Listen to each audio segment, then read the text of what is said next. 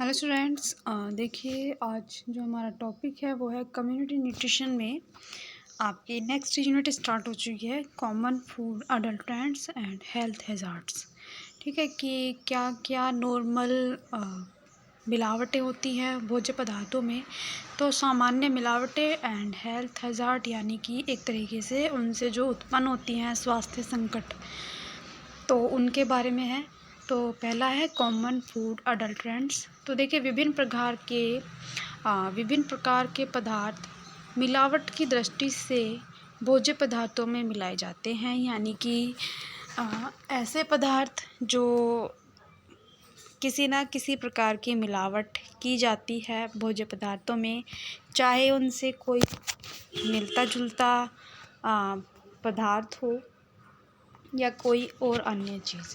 तो ऐसा करने का प्रमुख उद्देश्य अधिक से अधिक मुनाफा कमाना होता है। यानी कि कुछ जो लोग होते हैं या कुछ व्यक्ति ऐसे होते हैं कि अपने प्रोडक्ट में मिलावट करते हैं उनसे मिलती जुलती चीज़ों को लेकर के, और ताकि वो ज़्यादा से ज़्यादा यानी कि कम मात्रा में ज़्यादा बिके और उनका जो मुनाफा या प्रॉफिट ज़्यादा हो। तो इसलिए कई बार मिलावट की जाती है, जबकि कुछ मिलावटें स्वास्थ्य के लिए बहुत हानिकारक होती हैं, जो स्वास्थ्य को कहीं ना कहीं हानि पहुंचाती है। तो जबकि कुछ जो मिलावटें होती हैं, कुछ मिलावटें जानबूझकर की जाती हैं, लेकिन कुछ मिलावटें जो होती हैं कुछ भोज्य पदार्थ के पात्रों में संग्रहण के समय उनसे संदूषित हो जाते हैं। यानी कि एक तरीके से कि जिनमें हम भोज्य पदार्थों को रखते हैं इकट्ठा करके, या अपने घर में जो थोड़ा बहुत फूड भोज्य पदार्थ होते हैं स्टोर करके, तो कई बार क्या होता है कि उसमें जिस भी हम पात्र में रख रहे हैं, कई बार नमी आने के कारण उनमें फफूंदी लग जाती है या उनमें एक नमी आ जाती है, वह ख़राब हो जाते हैं। या बहुत सी बार ऐसा हो जाता है कि पात्र में ही ज़्यादा समय तक रखने से वे जो भोज्य पदार्थ है वो ख़राब होने लगते हैं। तो कई बार ये भी एक तरह की मिलावट है।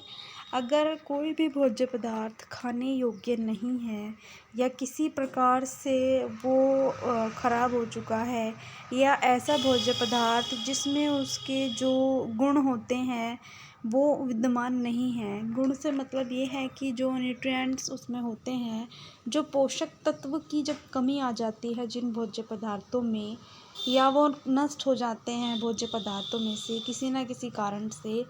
तो वो भी भोज्य पदार्थ क्या होता है, एक तरीके से मिलावटी माना जाता है, जो स्वास्थ्य के लिए हानिकारक होता है। यानी कि वो स्वास्थ्य के लिए अच्छा नहीं होता। तो कुछ वस्तुएं जैसे काली मिर्च में पपीते के बीज मिला दिए जाते हैं, तो ये काली मिर्च भी ऐसी होती है, और जो पपीते के बीज जो सुखा दिए जाते हैं वो भी सेम वैसे ही होते हैं। तो ये एक तरीके से एक मिलता जुलता प्रोडक्ट है कि आपस में अगर मिलाया जाए तो दोनों एक साथ मिल रहे हैं, तो इसमें इनको पहचानना बहुत ज़्यादा मुश्किल हो जाता है। तो इसलिए मिलते जुलते प्रोडक्ट की मिलावट की जाती है। दूसरा है कि धनिए में लकड़ी का बरूदा मिला दिया जाता है। यानी कि धनिए में लकड़ी का बरूदा मिलाने से क्या होता है कि वो हमारे स्वास्थ्य के लिए बहुत ज़्यादा हानि पहुंचाता है। तो भोज्य पदार्थ में कुछ सामान्य यानी कि बहुत कॉमन सी चीज़ें होती हैं जो उनमें मिलाई जाती है और मिलावट की जाती है। फिर आता है हमारा, जैसे कि सरसों के तेल में धतूरे के तेल का अपमिश्रण किया जाता है, यानी उनको मिलाया जाता है। और इसके अतिरिक्त ऐसा नहीं है कि सिर्फ सरसों के तेल में ही मिलावट की जाती है, ऐसे बहुत सारे तेल होते हैं, ये जो खाने लायक तेल होते हैं हमारे, उनमें मिलावट की जाती है किसी न किसी दूसरे अन्य तेल की या सस्ते तेलों की। तो इसके अतिरिक्त सरसों के तेल में अलसी और मूंगफली में आजकल सोयाबीन तथा रेपसीड रिफाइंड तेलों का अपमिश्रण अधिक होता है, जो आजकल खाने में व्यक्ति की हेल्थ को नुकसान पहुंचाते हैं और कहीं ना कहीं तरह की हार्ट प्रॉब्लम बनती है। फिर आता है हमारा, सामान्य दूध में पानी की मिलावट की जाती है तथा दूध का अपेक्षित घनत्व बढ़ाने के लिए, यानी कि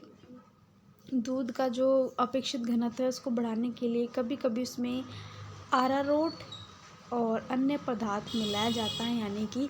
उसको और ज़्यादा थोड़ा सा गाढ़ा दिखाने के लिए और सफ़ेद दिखाने के लिए उसमें अरारोट या और कोई ऐसा मिलता जुलता पदार्थ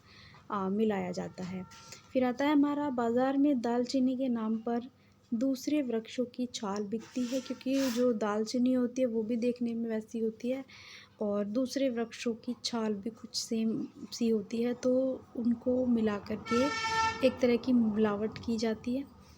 जो कि जब व्यक्ति इसको खाता है तो वो उसके स्वास्थ्य को हानि पहुंचाती है। फिर आता है इसी तरह बहुत सारी मिलावटें होती हैं जो नॉर्मल भोज्य पदार्थों में की जाती है। फिर आता है हमारा, मिठाइयों पर शुद्ध चांदी का वर्क किया जाता है उनको सुंदर और अच्छा दिखाने के लिए, ताकि जो ग्राहक है उस चीज़ की ओर उस चीज़ को ख़रीदें। तो मिठाइयों पर शुद्ध चांदी के वर्क के स्थान पर कभी कभी क्या होता है कि एल्युमिनियम के वर्क का उपयोग किया जाता है। तो जब एल्युमिनियम का वर्क किया जाता है वस्तु को और अच्छा दिखाने के लिए, या उसमें मान लीजिए चांदी के ही वर्क में थोड़ा सा एल्युमिनियम का वर्क मिला दिया जाता है, या कोई और चीज़ ऐसे मिला दी जाती है जो वस्तु को सुंदर तो दिखाती है, आकर्षित भी करती है, लेकिन वो जब व्यक्ति उसको खाता है तो कहीं ना कहीं उसको नुकसान भी देती है, यानी कि उसकी स्वास्थ्य को हानि भी वो एक तरीके से पहुंचाती है। फिर आता है अरहर दाल व बेसन में तेवड़ा, यानी कि एक तरीके से केसरी दाल काफ़ी मात्रा में मिलाया जाता है, क्योंकि अरहर की दाल में तेवड़ा दाल हो या बेसन में तेवड़ा दाल को पीस करके डाला जाए तो इनको पहचानना बहुत ज़्यादा मुश्किल हो जाता है। तो इनकी मिलावट की जाती है ताकि ये ऐसा पदार्थ होता है, ऐसा चीज़ होती है कि दोनों मिलता जुलता होता है, तो इनको एक तरीके से पहचानना थोड़ा मुश्किल हो जाता है, तो जो कि स्वास्थ्य के लिए अत्यंत हानिकारक है। और तेवड़ा दाल, यानी कि जिसे हम केसरी दाल कहते हैं, अधिक मात्रा में खाने से क्या होता है कि पैर टेढ़े हो जाते हैं, यानी कि जो भी व्यक्ति इस दाल का सेवन करता है, खाता है अपने भोज्य पदार्थ में, उसके पैर टेढ़े होने हो जाते हैं, या जो अधिक मात्रा में इसको यूज़ करता है। तो इसलिए केसरी दाल जो होती है वो खाने में वर्जित की गई है, यानी कि एक तरीके से इस दाल पर बैन लगा दिया गया है। तो फिर आता है हमारा, अनाजों तथा दालों में क्या होता है कि अनाजों में कभी कभी क्या होता है कि तौल भाव में भी वज़न बढ़ाने के लिए क्या होता है कि इनमें कंकड़, पत्थर, मिट्टी आदि की मिलावट की जाती है जानबूझकर, जिससे अनाजों व दालों का वज़न बढ़ाया जा सके, यानी कि इनके वेट को ज़्यादा बढ़ाया जाए, ताकि वो सामान कम मात्रा में ही उतनी ही यानी कि ज़्यादा पैसे कमा सकें। तो फिर आता है इसी प्रकार, हल्दी में पीला रंग, पिसी लाल मिर्च में क्या होता है कि लाल रंग मिलाया जाता है। तो लेकिन वो देखने में भले ही दोनों सेम सेम होती हैं, हल्दी में पीला रंग या लाल मिर्च में लाल रंग, लेकिन जब व्यक्ति उसको खाता है तो वो कहीं ना कहीं इसको स्वास्थ्य पर बहुत बुरा असर डालती है और स्वास्थ्य के लिए बहुत हानिकारक होती है। फिर आता है हमारा मक्खन व घी में, यानी कि जो हमारा मक्खन होता है या घी में मांड, यानी कि या वनस्पति घी की मिलावट की जाती है, या कई बार ऐसा होता है कि घी में या मक्खन में ऐसा कोई मिलता जुलता प्रोडक्ट मिलाया जाता है, ऐसा पदार्थ मिलाया जाता है जो उनमें इजीली पहचाना ना जा सके, या सस्ते तेल या सस्ते घी की मिलावट की जाती है। फिर आता है हमारा, खाद्य पदार्थों में रंगों की भूमिका महत्वपूर्ण है। तो खाद्य पदार्थों में रंगों की भूमिका बहुत महत्वपूर्ण है। मिठाइयों के अतिरिक्त रंगों का उपयोग आइसक्रीम, शीतल पेय, आइस कैंडी, मुरब्बा, गीली चॉकलेट, कस्टर्ड आदि में किया जाता है, ताकि रंगों के उपयोग का मुख्य उद्देश्य क्या होता है कि यानी ऐसे बहुत सारे प्रोडक्ट होते हैं कि जिनमें जैसे हमारा आइस कैंडी, मुरब्बा, गीली चॉकलेट, तो क्या होता है कि जिससे एक तरीके से इन वस्तुओं के जो दोष होते हैं, यानी कि कई बार प्रोडक्ट बनने के बाद इतना अच्छा अट्रैक्टिव नहीं लगता, तो इनमें कई बार क्या होता है कि कलरों का यूज़ किया जाता है ताकि ये और ज़्यादा सुंदर और अच्छे लगे। तो एक तरीके से वस्तु जो बन रही है वो देखने में अच्छी नहीं लग रही है, तो एक तरह का दोष है। तो इन दोषों को छिपा करके इन्हें और अधिक आकर्षक दिखाना होता है इन्हें। फिर आता है हमारा लास्ट का कि चावल को हल्दी में मौजूद जो कुर्कुमिन रंग से रंगकर गोल्डन सेला नामक महंगे चावल के रूप में बेचा जाता है, या उसमें चावल में कलर डाल करके महंगे चावलों में मिलावट की जाती है। तो एक तरह की ये भी मिलावट है जो पिछले वर्षों में चावल के अनेक नमूनों में इस प्रकार की बाहरी रंग पाया गया है, यानी कि बहुत अलग अलग एरिया में इस प्रकार की मिलावट को